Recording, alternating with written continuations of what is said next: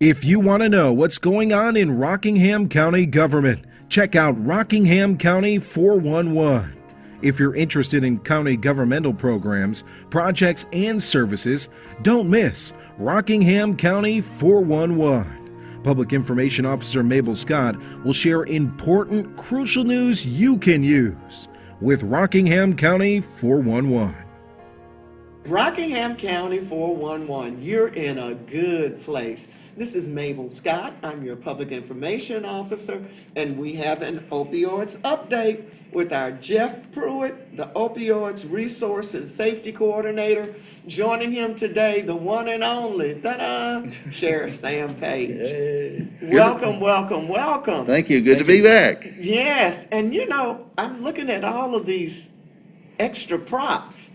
Tell us, Jeff, what are we going to be talking about today? Well, and the good thing of having a sheriff here, and I appreciate him being here because I'm sure he's going to jump in here and talk quite a bit, but we want to talk about people cleaning out their medicine cabinets and getting rid of old and unused medications. We really wanted to do this back a little bit earlier in the year before Thanksgiving, but we just didn't get to it. We still got another holiday coming up. People are going to be getting together, and it's always good in the spring and in the fall to go through that medicine cabinet, get rid of old and unused medications. Many reasons. One, they're dangerous. They do have a shelf life. You don't want people getting into it. We don't want people coming into our house. They may be family, but we don't want people getting stuff that they don't need to be getting. We want to keep it out of sight and out of mind. And thanks to our law enforcement agencies in this county, they've all put medication drop boxes in where you can get rid of your old medications. They destroy it. You don't have to worry about throwing it in the landfill, which we're not supposed to do, or flushing it. We're not supposed to do that stuff anymore. Hopefully, if I've done nothing else in the past few years, I've taught everyone that.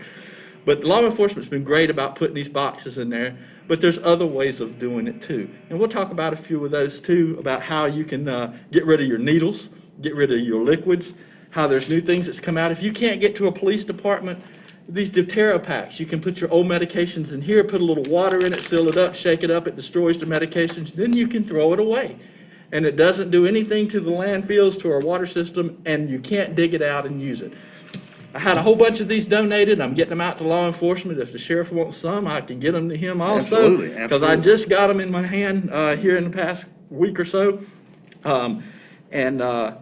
If his deputies can distribute them, then that's great. That's for folks that, again, can't get to the law enforcement agencies to get rid of their medications. And how do we get rid of these medications? Every time I go into one of our law enforcement offices, I open up that little box and I look in there and I see a ton of these folks, lots of these bottles. Law enforcement has to get rid of those too. That's weight. They have to separate it because they're getting rid of pills. They're getting rid of all that stuff. And this is all weight. And there's things you want to get rid of. One, your prescription medications. You want to get rid of those, and there's a way of doing that. Put it in a Ziploc bag and zip it up. And get rid of your prescription medications. You drop that in there. You can put a lot of pills in here. It doesn't take up as much weight. It makes it a little bit safer. It's easier for them to get rid of it. They don't have to deal with these. These are recyclable. Tear all of your information off of it. Put it in a recycle bin. If there's something else you really want to do, look at Doctors Without Borders. They're always looking for these bottles so that they can distribute meds in third world countries. And if you can do that, you can get that to them. But again, regardless of what you do, take your personal information off of these. And there's many ways of getting rid of these nowadays. And law enforcement doesn't have to do that, because I look in these boxes and I see just piles and piles of bottles. And that's a lot of weight. Things like this, vitamins, over-the-counter drugs, they don't have to go in there. They can go in the landfill. You still want to recycle your bottles, but they can go in the landfill. That's okay. We want to get our narcotics, our prescription medications, our benzodiazepines, mental health drugs, things like that we do not want into our landfill. We don't want to get in our water system. We don't want to flush them. We don't want to do things like that, but we do want to get rid of them. We're trying to make it easier and easier for people to do that, make their house safer. You don't want your kids getting into it. You don't want accidental overdoses. You don't want old medications where you may mess up yourself, because we're human. You may grab the wrong medication because all of these look alike. You think you might grab the right thing, you grab the wrong thing, and the next thing you know, you've mixed medications you shouldn't have mixed. Some people go, I would never do that. You will be surprised at what might happen. And another thing, we don't want needles in these boxes. That is a safety issue for these folks. We don't want any needle sticks. Don't do that. There's several ways of doing this. You can get these sharps containers from small ones, large ones, from any drugstore. And if you can't afford to do that, who drinks coffee? This is what I do. This is my sharps container, y'all. I give myself 2 shots a week. Put it in there. When it's full, I take duct tape. We're all from the South. We know what duct tape does. Duct tape it up good, throw it in the garbage. That's all we've got to do with these right now. But they can go to the landfill and be destroyed. But you want to make this safe. They don't need to get needle sticks, and we don't need liquids in those boxes either. They leak, they get into pills, gets everywhere, and although they're being safe, they're wearing gloves, they're doing everything they can to be safe. A little bit of broken skin somewhere, something get into them, and the next thing you know, we got a problem on that. So with everything that's being put in place, we want to make sure that you're safe, our law enforcement safe, we're keeping our families safe. We don't want people breaking in your houses just to steal medications, and I think Sheriff here can agree that happens. So we want to keep the stuff out of sight, out of mind. You can get lock boxes to keep your medications in. There's a little bit of expense to it. I think we have some of those in some of our agencies around here that'll give them to you. But with all that we're putting out here, we want you to keep your house safe. We want to keep our law enforcement safe. We want to keep our environment safe. And at the same time, prevent these overdoses, prevent accidental overdoses, prevent it from getting in the wrong hands. That's pretty quick for me. I might be quiet and let the sheriff actually talk for a little while. That's a lot of information. That was excellent. And Jeff could tell you more. I want to kind of go back about 10 or 12 years. And we're talking about safety at home and getting the prescription medications out of your home. We used to tell people, the only person who needs to be policing your home for prescription meds are you, and stuff like this. But about 10 or 12 years ago, we had a case where a 16-year-old kid and a 20-year-old basically overdosed on these methadone patches. And some people back in the day, you know, people do some different things, but they would cut them and they would suck on them. Right. Methadone suckers. So anyway, and the thing about it was, you have a possible cancer patient that had these prescription medications that were prescribed, and that person may have passed away, and this person's accessed them, not at a pharmacy, not illegally out in the field, but actually went to a relative's house, apparently, and accessed those, and then used those improperly, and both of them, they died. And so that really gets your attention, because we do go now still to a lot of overdose type calls. But when I first met Jeff, and I'm going back, at least 7 years or more, Jeff brought to us a program called Project Lazarus. This started out of in Surrey County? Wilkes County. Wilkes County. And they were having a big problem with overdoses, and they developed this program to basically try to get those prescription meds out of the household, because at the time when a lot of people were being prescribed pain medicines, before we knew about the dangers and all the addictiveness, people were having these pain medications and powerful pain medications in their home, and that's where a lot of them were coming from. So we felt if we could get those to the drop boxes, which I gotta give kudos to Jeff, put together a program to get drop boxes for all the local law enforcement agencies. Now, there may be some more out there, but I know that all the law enforcement agencies in the county now have the drop boxes. And what he was telling you was the best way to get those medications out is, if you have a prescription medication, is to bag them. If you put the number of a medication in, you count the number that you're putting in there and stuff like this, because we do have to do a count and weight. It's not specific what it is, but how many and the weight of them, because the SBI will give us that, we'll get that number back so we know what we're turning in over a period of a year. But bag them, tag them, and you're exactly right. We can't take liquids, we can't take syringes, and again, of course, if it is a over the counter, you can dispose of that. But these prescription meds need to be bag tagged and disposed of properly. You don't want them in the water system. Every day we hear about people talking about protecting the environment. Yes. But just think about how many prescription meds have been flushed down the toilet in the past 30, 40, 50 years. And that can have effect on the environment, on our animals, our human beings and stuff like this, because a lot of that water goes back into the water system. So again, this is great. Project Lazarus I think has done a lot to help reduce particularly the opioids and the prescription meds, getting them out of the hands of persons who don't supposed to be taking those, and basically cleaning out your medicine cabinets and disposing of them properly. And I think it's been a good program. Project Lazarus, I think, has saved a lot of lives. Yeah. But then, like I said, and then of course we move forward and we're involved in other programs. And I got to give you kudos. Another thing is the opioid task force. Jeff helped bring that here to Rockingham County, and is continuing doing an education program across the county regular.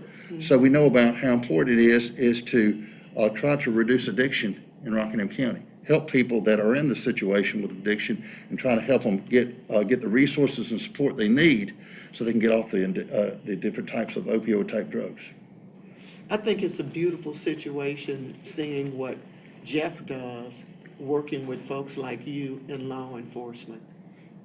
That's real strength in trying to get this information out. Well, it is, and we've had these discussions, dealing with prescription medications and dealing with addictions and opioid conversations, stuff like this. It's a community conversation. It is. Law enforcement, people that are specialized or have the intense interest in getting people the help that they need and stuff like this, public information, our faith community. It's a lot of people involved in the process, and it's going to take a while because the situation we have with our addictions and issues didn't start overnight. It's over many years of not knowing the effects of these different type of drugs. And now that we know, it's going to be an education process, and also trying to find the services and the treatment for persons that need that help. I know we're talking about the Operation Medicine Drop situation, but I think it all ties in. Every bit of it. It all ties in from getting rid of your medication to what do you do with someone who's addicted, what someone that's dependent.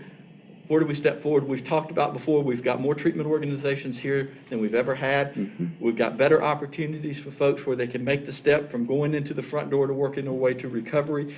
Then what can they be? They can be a peer specialist to help that next person to get there too. Because believe me, it can be done.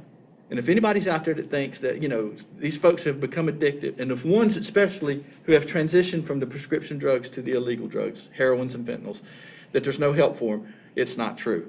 There is plenty of help. There's plenty of opportunities. They got to make the first step, but we've got to encourage them as a community and from all aspects of our community. Like our law enforcement, EMS, fire department, they're saving lives. They're doing great things. They're getting the information to folks that this is, hey, here's a place you can go. Here's a great place to get your first step. We can't lasso them and drag them in there. If we did, it still wouldn't work because if they don't want to go, they're not going to want to go. But, programs like this, it seems simple, but it does take time. And the sheriff brought up a point. One thing I forgot is we do need to put on there how many pills they are because they do need to keep up with that. And it's a quick thing. I mean, you can do it. You can write it on this little plastic bag and you can drop it in there. And know that it's going to be destroyed. It's going to be incinerated. That's right. And the good thing is that these medications are going to the proper place and not going to be back out in the street and not back out in the field. Yeah, we've Now, talked about the sheriff mentioned a group that's very important too, the faith community. Because when those pastors get up in that pulpit on Sunday or Saturday or during the week for some kind of Bible study, they can articulate and communicate exactly what you all have been talking about, and people will listen. Right. You have a listening audience right there.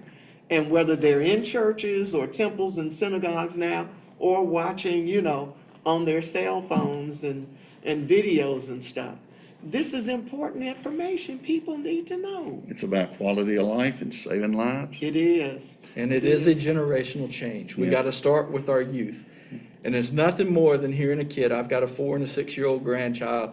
And for them to say to me, and it's happened, y'all. I want y'all to know this, that I'm not perfect. I take my medication and I'll take it and I'll set it up on the windowsill. And my granddaughter go, Papa, that's not where that belongs. You know what? You're right. And I go put it back up because my home is my castle. I have bad habits in my home. But right now with schools out, grandparents taking care of kids, others taking care of kids, this can be dangerous. Kids are curious.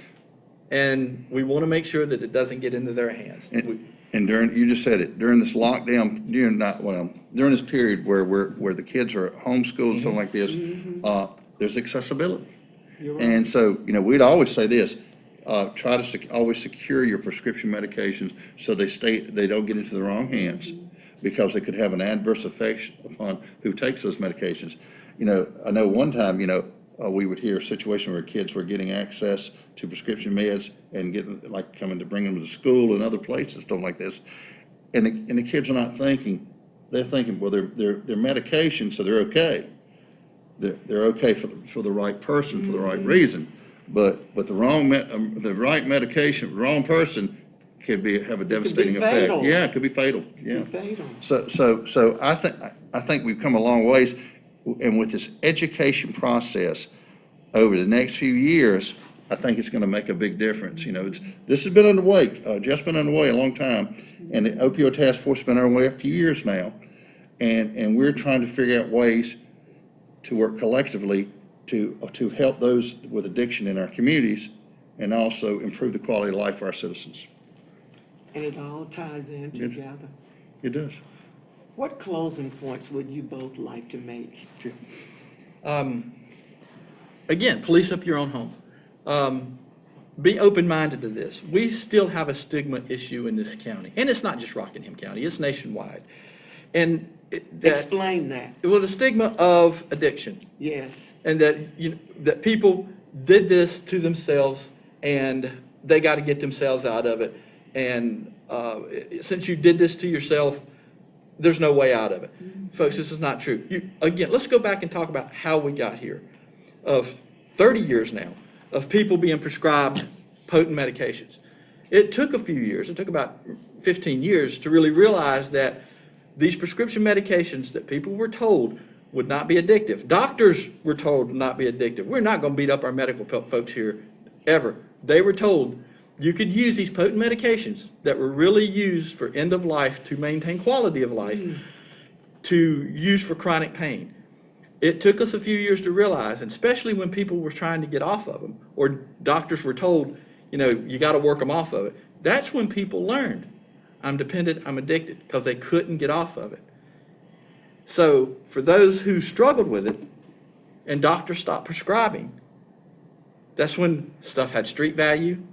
That's when you saw an increase in our heroin and fentanyl on the street, and people were desperate because they had nowhere to reach. They didn't know where to reach. There's shame in it. There is shame in it. And they're scared to reach out and ask for help. Folks, to help us here. Look, our commissioners are behind this. Our county government is behind this. Our law enforcement is behind this. They don't want to arrest people over using when there's help out there for you, and they will direct you there. Law enforcement is not here for that purpose. It's like I said, the dealers on the street, yeah, I want them gone. They're doing it. They're working on it. If you don't think they are, trust me, they're working on it. It's a big problem. But folks who want to get off of this, it can happen. But we've got to be comfortable with talking about it. And that may be picking up the phone and just calling someone yourself. You think I got all the answers? I don't. I have to pick up the phone and call people. One young man that I had who got his rock bottom was last December when it was raining and very cold. He was living in the woods. He got in touch with a friend of mine. That friend got in touch with me. He had went to several different treatment facilities and didn't make it. I want folks to understand this. It's not just a one-time thing. Sometimes it takes several times of getting into a treatment organization to succeed. His rock bottom was then. Thanks to some folks at Osborne Baptist Church that helped me get him into an inpatient facility away from here. He's working, he's taking care of his kids, he's back to being a productive member in society. Thank God. It can be done. It can be done.